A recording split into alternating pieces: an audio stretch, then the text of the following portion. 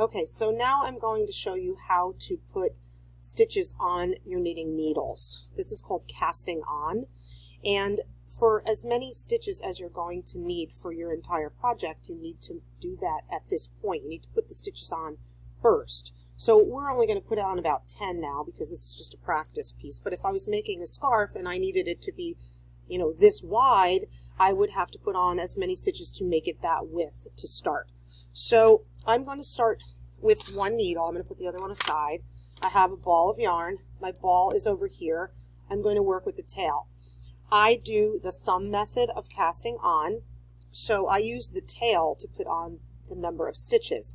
So if I needed 10 stitches, I only need about this much to start with. If I needed 80 stitches, I would have to get a lot more yarn and start so that I'd have enough to put all of those stitches on the needle.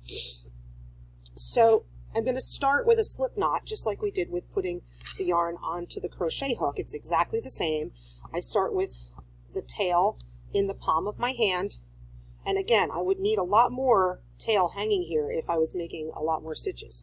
And then I wrap it around to create that X, taking the yarn that's attached to the ball, bringing it through the loop that's created on my fingers, pulling that through. So this loop that I've just made, I'm going to put my needle into. Okay, so it's exactly the same as the crocheting. So now when I put that in, I pull on both ends until that snugs down, and that creates my first stitch on the needle. So I'm going to put on another 9 stitches, so that I have 10. So there's one. So I do the thumb method. So I use one needle and my thumb. So how I do this is I hold the tail in my fingers, and I take my thumb and I wrap it to the back of the yarn and around. It creates an X. Okay? If I go the wrong way with my thumb, it doesn't create the X. So again, I come around, I make an X.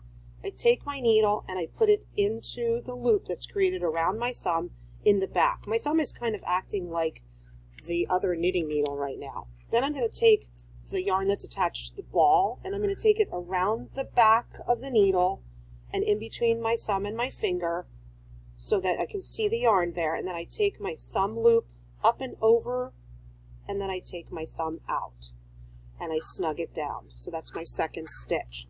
So again, around the thumb, put the needle into the back, yarn goes around the back needle and in between, thumb goes up and off the end, take it out and snug it down.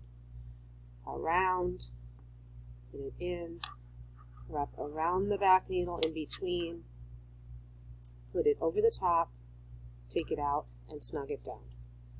Continue, wrap it around, over.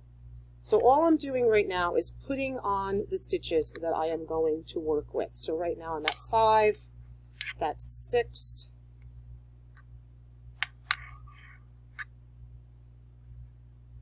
and every time I'm doing it exactly the same. And remember, if you don't create that X when you wrap it around, you're not wrapping your thumb the correct direction.